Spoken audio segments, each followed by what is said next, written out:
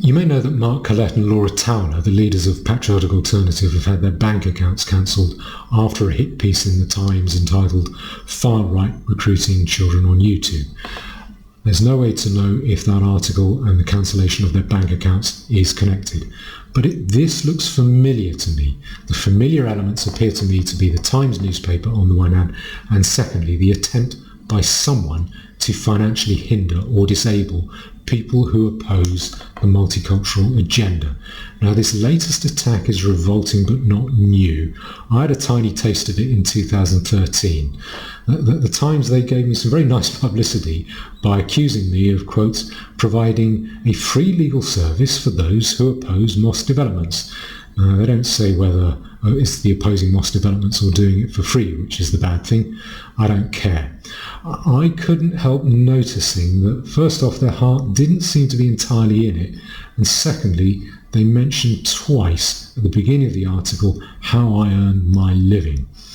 Now, other cases that came before then were worse. On the 11th of December 2011, the Times ran an article fingering, quotes, wealthy backers behind far-right league. Now, and they fingered two people. Now, 1 week later, they ran an article which began, quotes, a council worker has been suspended following a Sunday Times investigation into a network of far-right groups. That was the first sentence of the article. And this person was a council employee. He had attended EDL demos and he'd written on a civil liberties blog, his own civil liberties blog, expressing sympathy for the EDL. Now, is this the Times boasting they got someone suspended? Well, I can't go that far. They're not trying to hide. They don't seem to be ashamed of their part in it. The final paragraph of that article, that was the first sentence. Now the final paragraph reads as follows: Leeds Council launched its probe after being shown the ICLA website. That's the civil liberties website that this person who got fired had published. Now, shown the ICLA, Leeds Council was shown that by whom? By the Times. The implication seems to be it was by the Times, but we don't know. They're unclear. A spokeswoman for the council, a spokeswoman said, we take the allegations made by the Sunday Times very seriously, and a member of staff has been suspended while we undertake a thorough investigation. If there's been any breach of the council's policies or code of conduct, we will take appropriate action. Now, this person was subsequently fired despite no such breach. Now, why a newspaper? Why is a newspaper kind of appearing to imply that it may have been instrumental in getting someone suspended for being associated with and exercising their right to free speech about an organisation that hadn't done anything illegal and had not incited, so far as I'm aware, any crime? And this person who got suspended committed no crime, incited nothing, appears to have done his job perfectly fine. He was later fired. Now, 1 month later, January 15th, 2012, they published, the Times published another article about the firing of one of the people they'd named in their December 2011 article. The headline was Turner Artist Drops Far-Right Aid. Now, paragraph 4 of that article reads as follows. The Sunday Times revealed last month that she had been photographed alongside the EDL's leader, Stephen Lennon, at a rally, and had helped organise a meeting in 2009 between EDL members and so-called counter-jihad thinkers in a bid to broaden its appeal. So the Sunday Times revealed. And then the final paragraph, when approached by the Sunday Times, the artist, I don't name him here, said the administrator, I don't name her here, who worked 1 day a week at his studio, had admitted giving money to the EDL, albeit a small sum, understood to be £50.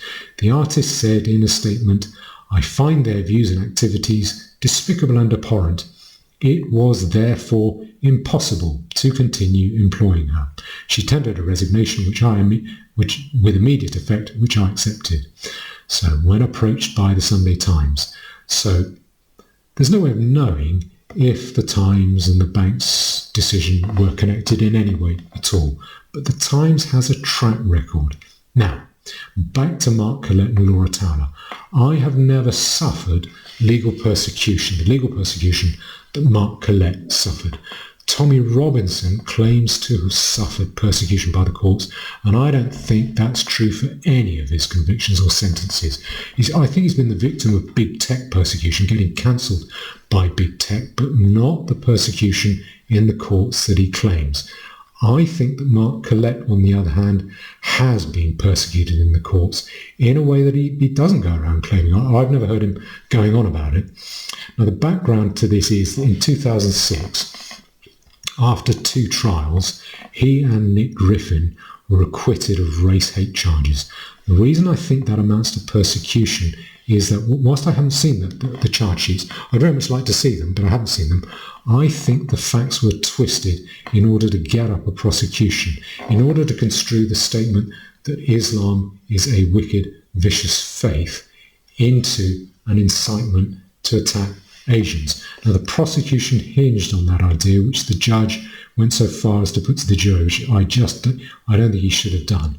That idea was that attacking Islam, i.e. criticising Islam, amounted to an attack on people from the Asians, people from the Indian subcontinent. And secondly, the idea that Nick Griffin's audience were too unsophisticated, i.e. too stupid to know the difference. According to one report I've read, which I find hard to believe, the judge, quotes, he said Mr. Griffin knew that, quotes, his less than sophisticated audience would find the terms Asian and Muslim synonymous. I think the judge, I don't think he should have said that either. There's also the reported involvement of politicians at the highest level in making the decision to prosecute. I've only read one report to that effect, and I don't have the direct evidence. I'm not sure anyone does, but it would be consistent with Gordon Brown's response to the acquittal. And his response to it was saying, these people have been charged, they've been acquitted, we must change the law. What he said, it was quite naked what he said. I think any preaching of religious or racial hatred will offend mainstream opinion in this country. And I think we've got to do whatever we can to root it out from whatever quarter it comes. Basically, he doesn't like the results of the match, so he's going to change the rules of the game until his side win. And his justification for doing whatever we can to root it out, that's pretty severe talk, is that, quote, it offends mainstream opinion. That's pretty limp talk. Now, for instance, I think the claim that Gordon Brown was a competent chancellor after the 2008 financial crisis, I think that claim offends mainstream opinion. He engineered that crisis, he presided over it. And for him to write his book, the book about himself that he wrote after that crisis, implying that he saved the world economy and everyone around him was brilliant aid, brilliant advisor, brilliant advice, everything brilliant, implying that he's brilliant, I think that offends mainstream opinion. I don't think he should get prosecuted for writing that book. His book should not be rooted out. We shouldn't do whatever we can to root out his book. I think this is an example of what Gordon Brown has been accused of as a politician. Well, he's been accused of moral megalomania as a politician. And this seems accurate because I think this is the state deciding who it wants to get and then framing lousy charges which don't work, and deciding it should then frame bad legislation towards that end. This is exactly how criminal courts and criminal legislation are not supposed to work. They are not supposed to put the cart before the horse and decide who they want to get before they write the legislation. And this looks all the more suspect to me because at the same time, the government were trying to force through their eventually scuppered Racial and Religious Hatred Act of 2006. Now, the bill that was proposed by the government would have treated criticism of Islam, it said religion, but it would have meant the criticism of Islam, would have treated criticism of Islam the same as racist abuse. Think about that. You say something bad, something unwelcome about the doctrine of Islam, your feet don't touch the ground, in jail you go. In addition, and simultaneously, the BNP, to our shame, they were about the only people I know who were at that time highlighting the issue of the Islamic rape gangs. I wasn't highlighting that issue at that time. I'm not aware of anyone else who was. And that was at a time when it later became apparent that central and local government were quite forcefully trying to suppress knowledge of these appalling crimes. And these are widespread crimes which senior, very seasoned detective sergeants and social workers who might have worked 20 or 30 years in their job come out and say, we have never in all our careers seen such levels of torture and sadism. They do use words like torture and sadism. So those circumstances, that seems to have been the witch's brew that led to this prosecution of Mark Collett and Nick Griffin. So I think it's right to say that Mark Collett understands legal persecution. Now, thankfully, that persecution failed. So what you see being used against Mark Collett and Laura Towler now is different from that. It's less brutish, in a way less severe, but a lot more insidious.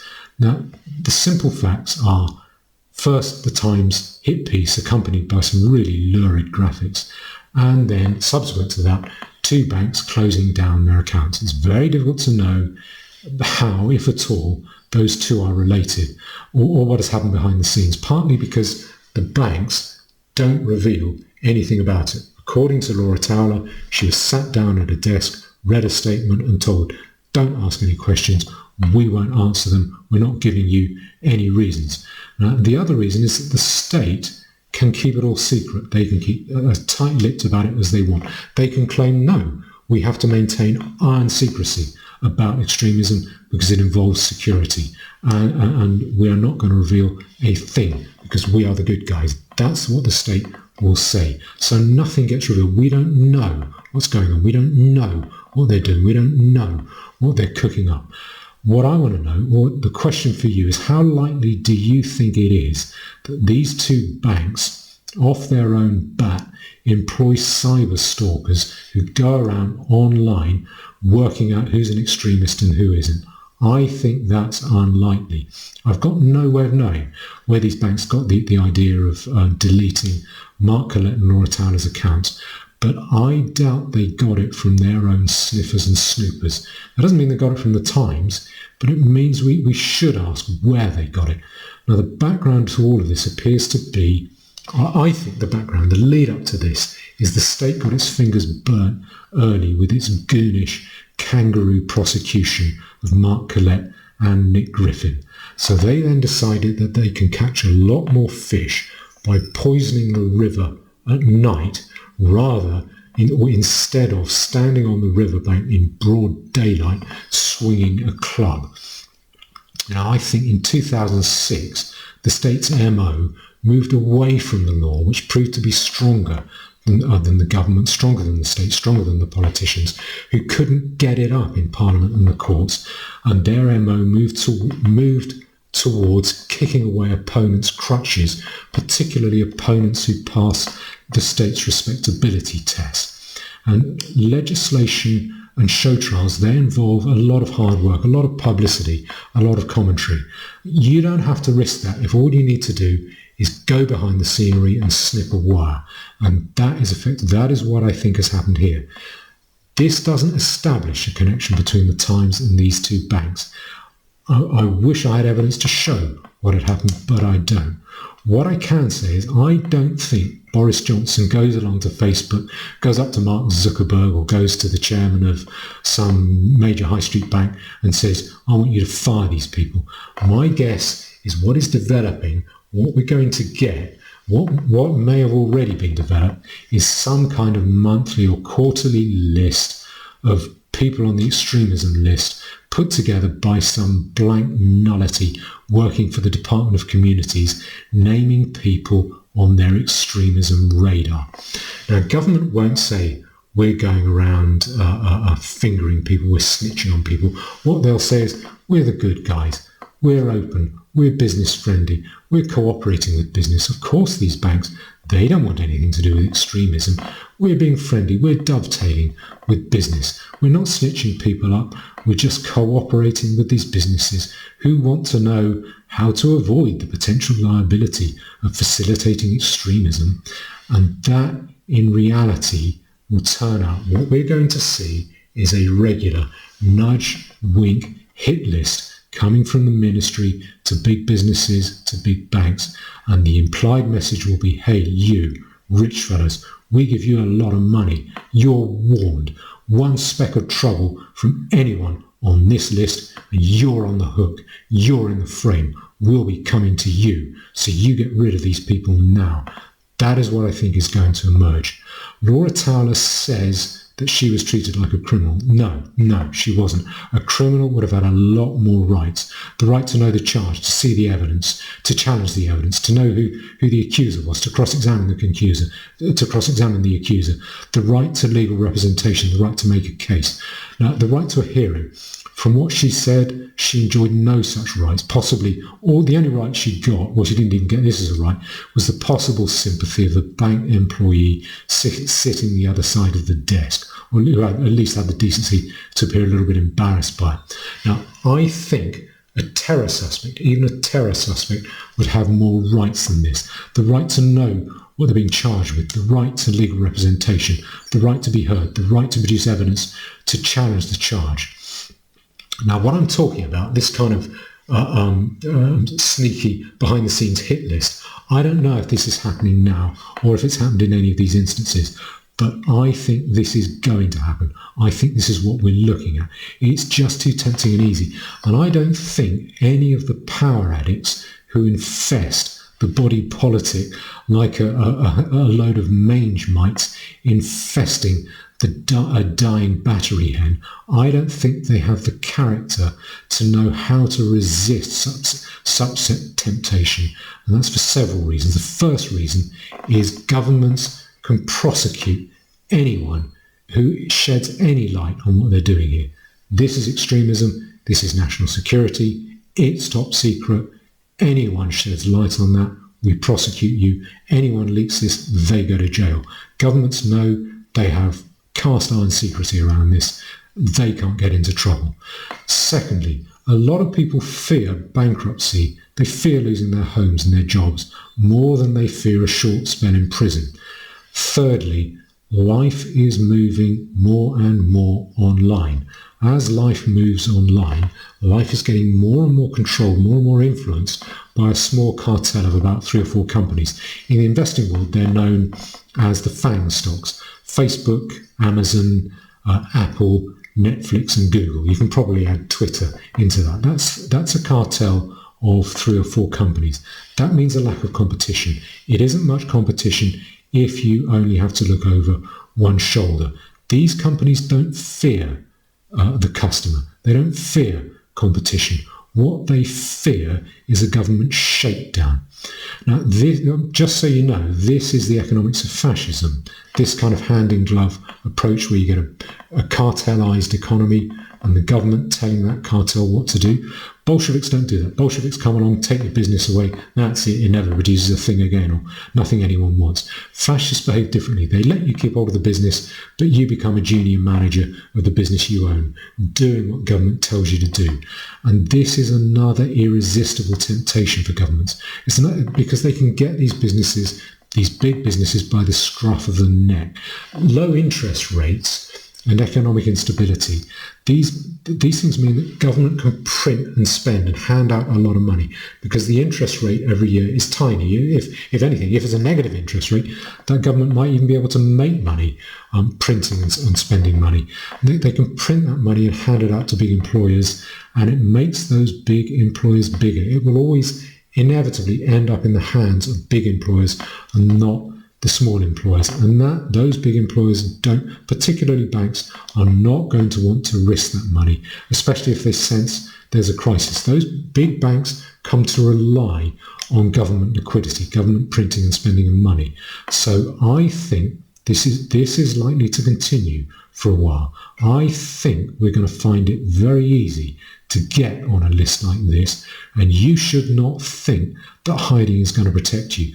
One of the people who got fingered, the lady who was working for the artist, who got fingered by the Times, she only got revealed because she had given 50 quid to the EDL, and someone at the EDL leaked that donors list. and then her name was made public, and then her employer found out about it and said it was therefore impossible to continue employing her. So now this is the time to stick together and to show that soft big tech persecution will go the same way that legal persecution, the legal kangaroo court persecution went. Whatever you think of Mark Collett and Nick Griffin, we owe them a big thank you for their defeat of the legal prosecution, what I think was persecution. And that, their defeat of that prosecution, combined with the House of Lords gutting of the Religious Hatred Act of 2006, I think those things did the heavy lifting to keep out the red-fisted legal setup which the politicians wanted 15 years ago.